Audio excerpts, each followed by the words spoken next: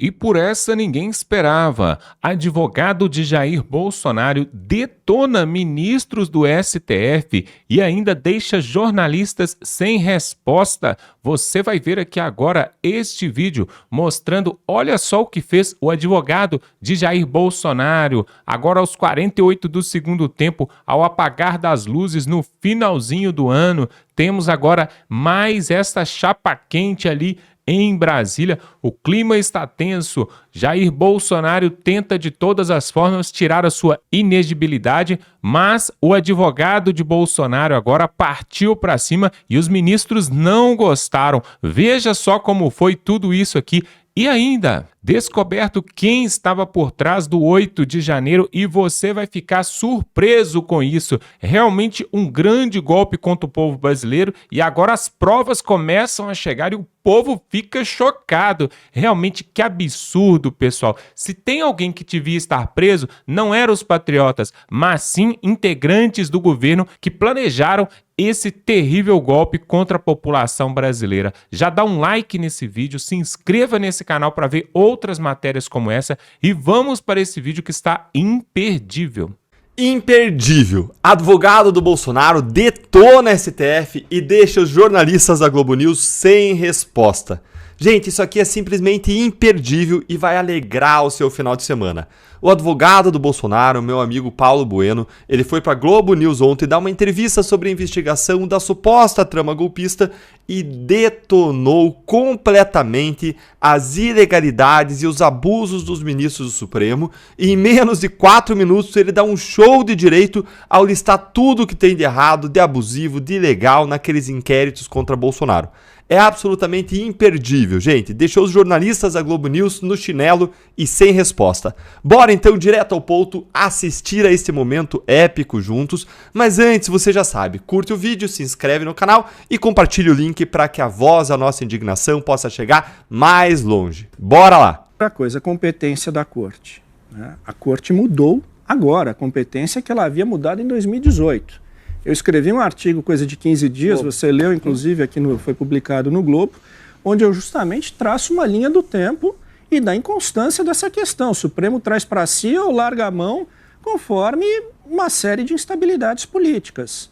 E fica evidente, em 2024, você exuma um entendimento que já estava muito superado e já sabendo que terá o caso de Bolsonaro e Marielle Franco, realmente cria um desconforto nesse sentido. Eu me pergunto, o que questão de presentes e de vacina está fazendo no Supremo? Ok, então falamos aqui de competência. Depois da competência tem um segundo episódio também que para mim nulifica de morte esse caso. É a questão da prevenção do ministro Moraes. Porque o que acontece? Em 2019 abrem o inquérito das fake news, tá? E a partir daí se abrem subinquéritos com o nome de petições, para apurar casos que o ministro distribui para si próprio sob o argumento de conexão probatória com milícias digitais e fake news. E nisso vai vacina, não sei o que isso possa ter a ver com fake news e milícia digital, vai presentes, tá? Também não sei o que possa ter a ver. Então, não é só isso. Além de tudo, todos os casos são direcionados para o mesmo ministro. Ele direciona para ele mesmo, né? Terceiro ponto, imparcialidade objetiva. Alguém duvida da inimizade do presidente Bolsonaro com o ministro Alexandre de Moraes? Quero lembrar aqui para assinantes. Os ataques partem de Bolsonaro. Nunca vi o Alexandre de Moraes xingar o Bolsonaro. Não importa, então, Otávio, mas... Sim, mas aí o réu escolhe quem vai julgá-lo. É só eu xingar o juiz e dizer ele é meu inimigo. Quando essa inimizade começou, vou lembrar, ele ainda era presidente. Ele talvez tenha sido o único caso da história, da Pieve, que é o historiador da mesa, que talvez possa confirmar, talvez tenha sido o único presidente da história que promoveu, subscreveu um pedido de impeachment contra um ministro do Supremo no curso do mandato. Então, partiu do Bolsonaro. Mas não havia processo antes, eles tinham um litígio ali, eles tinham uma briga. Como o ministro reagiu ou não reagiu, com ele. Agora, que essa inimizade ficou clara, o presidente o ofendeu, inclusive, no 7 de setembro. Depois houve toda ali uma arrumação para tentar pacificar. Não, mas é parte do seu cliente. Então, assim, na verdade, eu sou réu. Eu sei que tem um juiz que eu não gosto, cismo que ele é durão, que ele não vai.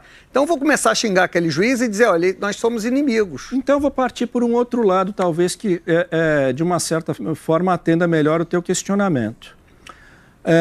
A partir de 12 de setembro, a Folha de São Paulo publicou uma série de 12 matérias na primeira folha, subscrita pelo jornalista Glenn Greenwald, cujas credenciais acho que são indiscutíveis aqui, talvez seja o jornalista que hoje vive no Brasil com maiores credenciais, vencedor do Pulitzer, inclusive, onde ele descortina o aparelhamento do TSE para as decisões do ministro Alexandre de Moraes, em prejuízo de conhecidos bolsonaristas, inclusive, lá um áudio do ex-assessor dizendo que o ministro queria pegar o Eduardo Bolsonaro. Isso está publicado e os áudios estão lá. Todos nós conhecemos, ficou até apelidado de vaza-toga. E esse fato foi deixado de lado. Não tem nada aí melhor do que ver um bom advogado dando uma aula de Constituição, uma aula de leis, uma aula de direito para quem usa a lei para abusar do seu poder. Eu já disse aqui inúmeras vezes que esse governo, essa facção criminosa, eles, não sei se eles fazem isso por estratégia ou se é da natureza deles, mas é algo que prejudica a oposição. Esse governo tem tantos escândalos num espaço de tempo tão curto entre um ou outro, quase semanalmente, que não dá tempo de cada escândalo ser devidamente aprofundado e divulgado. São muitos escândalos. Para pensar, um ministro que é demitido por abuso sexual, assédio sexual, o Arrosgate, depois tivemos a superlicitação da SECOM, depois ele chamando os judeus de nazistas. É muito escândalo e não dá tempo de que cada um seja devidamente divulgado. Esse último agora, ele tem que ser martelado insistentemente, porque esse é um escândalo de derrubar o governo. Como vocês sabem, saiu na imprensa recentemente de que a equipe do Lula, a equipe de transição, que inclusive o diretor da Polícia Federal agora, o Andrei, fazia parte, recebeu relatórios falando do 8 de janeiro antes dele acontecer. Então eles sabiam antes e não fizeram nada. A situação é tão indefensável que até esse cidadão aqui, que é um grande passador de pano do Lula, que é o Josias de Souza, odeia Bolsonaro, jornalista esquerdista, até ele está indignado com esse escândalo. E acho que foi sexta-feira, passou 1 hora falando sobre esse caso. Vale a pena assistir, presta atenção. Que entre 2 de janeiro e o 8 de janeiro, a ABIN produziu 33 alertas de inteligência. E eles foram repassados, inclusive, para o então chefe do GSI, que era o general Gonçalves Dias, o nome de poeta, agiu como se estivesse no mundo da lua, não deu atenção. Houve, inclusive, no dia 6 de janeiro, 2 dias antes, portanto, do ataque à sede dos Três Poderes, houve um informe alertando, olha, tem ônibus chegando em Brasília, podemos ter problema na Praça dos Três Poderes. E aí o general confirmou, respondeu pelo WhatsApp, vamos ter problemas. O general Dias, que eles não queriam que fosse de jeito nenhum na CPI, na CPMI do Rio de Janeiro, confirmou, vai ter problema. Eles sabiam que teria problemas. E não fez nada para evitar. Ou eles organizaram o problema. Que os problemas ocorressem, né? Então houve, de fato, uma lambança, Fabiola. Uma lambança? Não, amiga, aí é um eufemismo, né? Esses dados que a Folha traz hoje mostram que reforçam essa percepção de que houve essa lambança. O Andrei Passos, ele é diretor da Polícia Federal. Já nomeado, já incumbido das atribuições de diretor-geral da Polícia Federal, ele também repassou informações para o ministro Flávio Dino, que se comunicou com o governador Ibanez Rocha de Brasília. Peraí, o diretor da Polícia Federal sabia, passou para o Flávio Dino, que conversou com o Ibanez. Estão de brincadeira comigo? E essas pessoas estão sendo condenadas a 17 anos? E, enfim, aconteceu o que aconteceu. A Polícia Militar de Brasília estava lá, chefiada na época pelo ex-ministro da Justiça do Bolsonaro, não moveu uma palha para impedir o que nós assistimos. Ele estava de férias. Agora, do ponto de vista historiográfico, é muito relevante que a gente veja essas informações vindo à tona, primeiro porque mostra a lambança, segundo porque mostra um segundo aspecto, Fabiola, que a meu juízo é muito relevante. Nada de efetivamente importante foi feito na área de inteligência do governo, mesmo depois de toda essa lambança. Não, meu amigo, o governo, o Lula, a equipe de transição, o cara que era segurança do Lula no período eleitoral e pós-eleição e depois virou diretor da Polícia Federal, todos sabiam, todos foram avisados. Ninguém foi pego de surpresa. Houve 33 relatórios avisando que haveria algo no 8 de janeiro e ninguém reforçou a proteção, não colocaram mais pessoas. Pelo amor de Deus, gente, foi tudo orquestrado, não é conspiração. Conspiração é quando você não tem nenhuma evidência. O que nós temos aqui é uma avalanche de evidências, 33 relatórios num período ali de 6 dias falando, vai ter alguma coisa, se preparem. E eles não se prepararam. Na verdade, eles deixaram acontecer, apagaram filmagens e gravações dos vídeos. Lula viajou para fora de Brasília quando não tinha agenda, né, sem colocar na agenda. Do nada ele viajou para Araraquara, justamente para não estar lá quando acontecesse isso. Flávio Dino estava no Ministério da Justiça no momento que isso aconteceu, vendo tudo pela janela. É impossível negar que foi orquestrado. É impossível. E por isso a indignação é maior ainda vendo o que está sendo feito com essas famílias, com essas pessoas que estão sendo condenadas 16 anos por passar batom numa estátua. Gente, pelo amor de Deus, não é nem questão de anistia mais. É soltar essas galeras e prender quem organizou essa destruição de patrimônio público, que foi o governo. Me desculpa, esse cara aqui é um esquerdista de carteirinha. E ele mesmo fala, só que ele fala assim, foi uma lambança. Não foi, foi muito bem planejado. Muito bem planejado. E ontem, na sessão de encerramento do Judiciário, o presidente do STF, Luiz Roberto Barroso, disse em tom de brincadeira que tem inveja da Corte Constitucional da Itália. O motivo? Por lá, as sessões ocorrem a cada 2 semanas. Também isso, ministro Toffoli, nenhum tribunal do mundo realiza 74 sessões presenciais. Eu estive tivemos um evento em Roma, a Corte Constitucional da Itália, eles se reúnem uma vez a cada 2 semanas, é uma semana sim, uma semana não. Eu tenho muita inveja e às vezes uma certa vontade de copiar o modelo. Barroso, no entanto, reforçou que não é possível replicar o modelo italiano por conta do alto volume de processos e demandas que chegam até o Supremo. O ministro ainda anunciou uma redução de 15% no acervo de processos do STF em relação a 2023. Atualmente, tramitam na Corte 20 mil ações, a menor marca registrada em 30 anos. E aí, vamos começar com o Alexandre Garcia, quero ouvi-lo aí sobre essa brincadeira, em tom de brincadeira do ministro Alexandre de Moraes, aí a Corte Italiana que se reúne a cada 2 semanas. Acho que eles acham que trabalham demais, mas essa não é a percepção do brasileiro em relação ao Supremo Tribunal Federal. Pois é que o Supremo Tribunal Federal aqui pega tudo, né? Pega a primeira instância, pega gente que não tem foro privilegiado, pega investigação, pega da promotoria, pega inquérito, pega denúncia, pega julgamento, pega execução, pega tudo. É por isso que está cheio de problemas.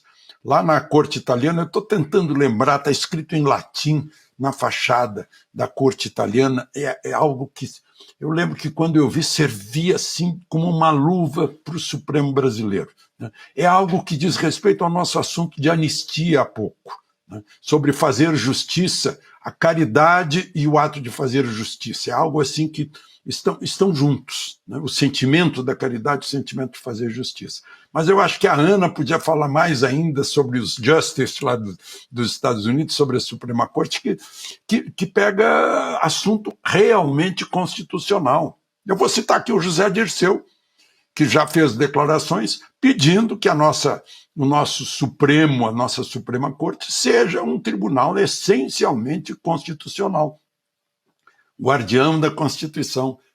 Já imaginou se fosse guardião da Constituição? Não permitiria que nenhum deputado fosse preso por quaisquer palavras, não permitiria que a polícia entrasse de madrugada na casa de alguém que não estivesse cometendo crime, não permitiria que um processo iniciasse sem um Ministério Público, não permitiria que fosse outro juiz que não o juiz natural, não permitiria que fosse tolhido o direito de ampla defesa. Pois é, tomara que fosse assim. Eu acho que a Corte Constitucional da Itália certamente tem um passado a honrar, né? O direito romano. É isso. Ô, Ana, gostei do que está na nossa tarja aqui, escala 14-1, depois da discussão do 4-3, agora o ministro Barroso inveja lá a corte italiana, que se reúne a cada 2 semanas. Como é que é aí nos Estados Unidos também os encontros com os ministros da Suprema Corte americana? Paula, bom, vou concordar com o ministro, nós também invejamos, porque tanto a Suprema Corte italiana quanto a americana, eles só recebem assuntos relacionados às suas constituições. Mas no Brasil não, nossa Suprema Corte decide sobre futebol, decide sobre saquinho de supermercado, decide sobre imagem de aeroporto na Itália, decide sobre memes, desinformação, vacina. A nossa Suprema Corte interfere no Executivo. Nós temos um artigo aqui na Revista Oeste que mostra todas as 123 vezes em que a Suprema Corte do Brasil interferiu na administração do presidente Jair Bolsonaro, interferiu em prerrogativas do Executivo. A nossa Suprema Corte interfere no Legislativo. O nosso Congresso passa leis, a Suprema Corte não gosta, vai lá, interfere, diz que não, a gente não gostou dessa lei. É constitucional, mas a gente não gostou. E se vocês não falam sobre tal assunto, a gente aqui vai falar. Então, Paula, a Suprema Corte americana recebe milhares e milhares de casos. Eles julgam mais ou menos uma média de 80 a 100 casos por ano. Mas eles recebem milhares de casos. E sabe o que eles fazem? Eles olham e falam, isso aqui não é aqui. Pode voltar para o seu estado, para a primeira instância, para a segunda, para as cortes de apelações. Isso não é aqui. Mas não, a nossa Suprema Corte ela está acima do Poder Executivo, acima do Poder Legislativo e o pior, Paulo, a nossa Suprema Corte se acha acima da nossa Constituição. Augusto. Ele incluiu, por acaso, o que acontece na vara criminal chefiada pelo Alexandre de Moraes nessa conta? Mas ele já viu alguma sessão presencial da Corte Italiana?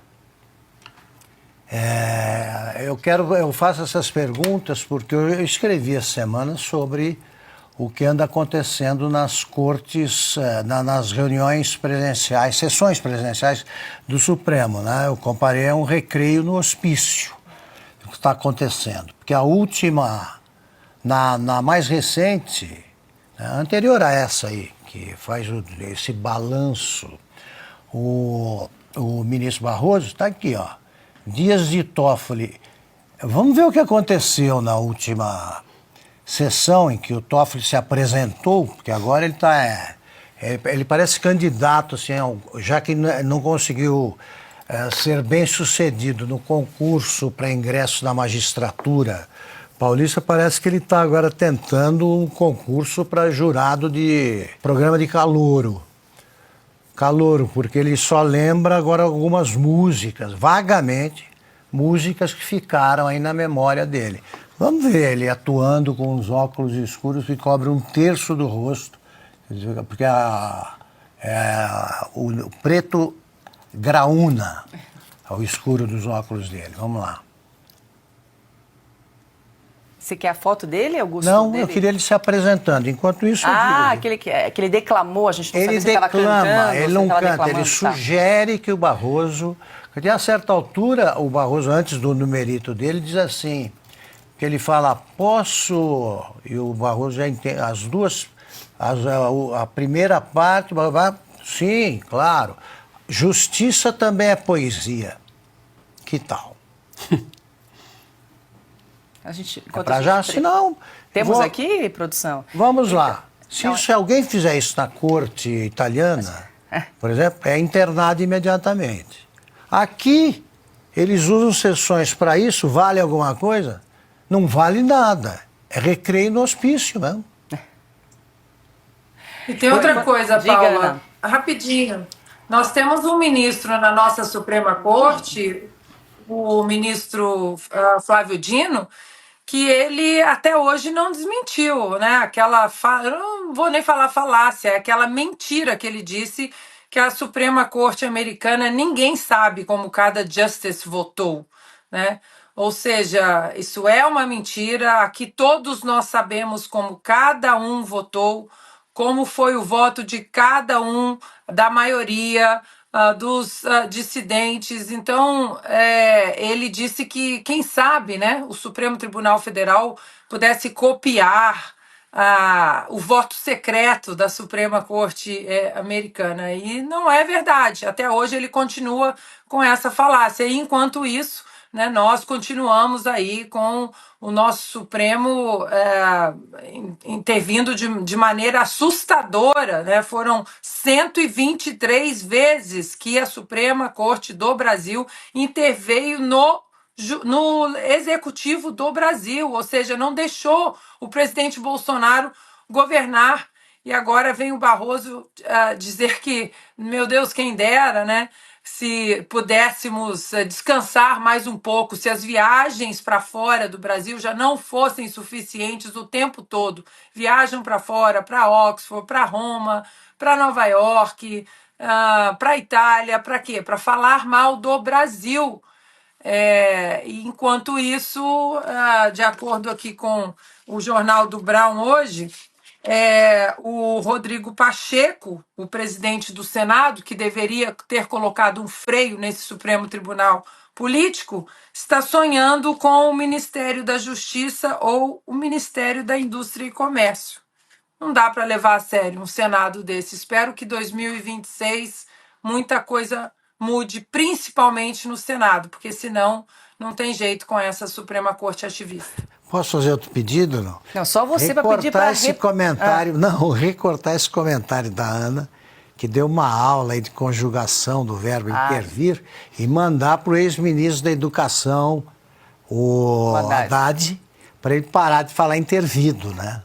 Tá, então, né? Realmente é um absurdo o que acontece nesse país. E o advogado ali de Bolsonaro, né? No início do vídeo nós mostramos aqui, ele realmente dando uma aula ali e um show ali naquele programa jornalístico ali da Globo News.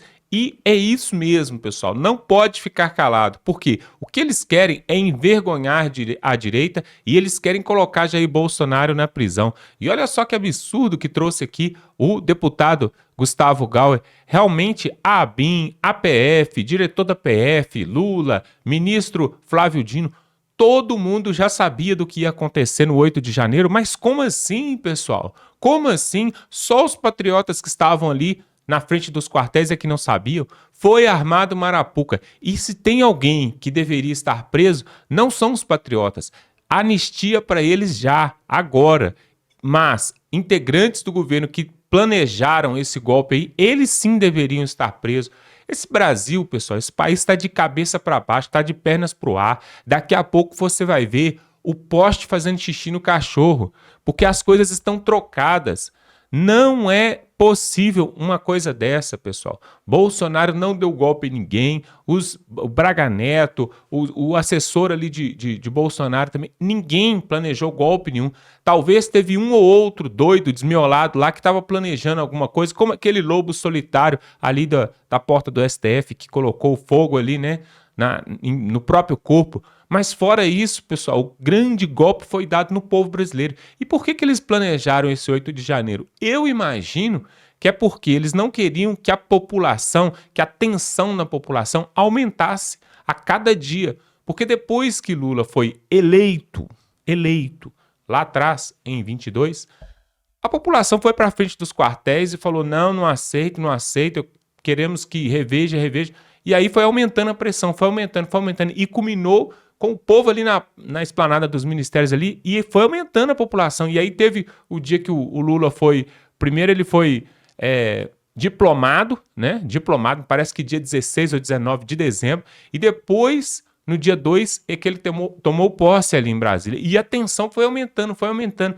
No dia 8, já estava muito forte. Os caminhoneiros já estavam chegando ali. O pessoal do agronegócio estavam chegando ali. Eles quiseram, na verdade, furar essa bolha e acabar com esse processo. Porque se não fizessem isso, preste atenção, pessoal. Se o 8 de janeiro não tivesse acontecido, o Brasil tinha se inflamado numa revolução, numa revolta contra o resultado das eleições. Isso é claro. E isso, então, foi um golpe, uma estratégia da esquerda, justamente para poder parar esse movimento na frente dos quartéis em todo o Brasil, e também ali na esplanada dos ministérios. Foi um golpe, e que deu certo. O golpe deles, infelizmente, deu certo. E agora está dando certo também contra Jair Bolsonaro e contra a economia também. Assim como dizia o Paulo Guedes, que o Brasil viraria uma Venezuela em pouco tempo, uma Argentina em pouco tempo e depois uma Venezuela. O plano do PT está se cumprindo. Na verdade, aquilo que Lula prometeu, ele está cumprindo também. Ele disse que vingaria. Quando ele saiu lá da prisão lá em Curitiba, né, da PF, ele falou que vingaria, né? São os vingadores. Quem que são os vingadores? Os ministros do STF, os ministros de Lula, né? Então, tudo isso, pessoal, já foi falado lá atrás, e é interessante que nós mostramos aqui, até nesse canal, uma entrevista do Ciro Gomes, ele falando que o Lula fez um estelionato eleitoral, prometeu picanha, prometeu cervejinha, prometeu que até R$5.000, quem ganha até 5 mil não pagaria imposto de renda, e várias outras promessas, e não cumpriu. E o Ciro ainda falou assim que a narrativa do Lula durante as eleições de 2022 era justamente falar o seguinte: todos os problemas do Brasil é culpa do Bolsonaro. Tirem ele que as coisas vão melhorar. Isso foi uma falácia, foi uma mentira e o povo brasileiro caiu num grande golpe. E agora? Como sair desse golpe? Como sair dessa arapuca? Coloca aqui nos comentários qual que seria a solução. Seria ir de novo para frente dos quartéis? Seria o povo ir para as ruas todo domingo, ali fazer manifestação nas ruas, ali na Avenida Paulista, nas principais capitais do país? Seria pressionar ali em Brasília? Qual que seria a solução? Coloque aqui nos comentários, porque eu quero saber e nós vamos divulgar isso aqui. E também dá um like nesse vídeo, se inscreva no canal. Se você ainda não é inscrito, está perdendo tempo. Tem um botão aqui embaixo escrito inscrever-se, você se inscreve e nós queremos saber da sua opinião. O que você acha de tudo isso? O que seria possível fazer para reverter essa situação? Nós precisamos realmente da sua ajuda, tá bom? Vamos ficando por aqui e até a próxima.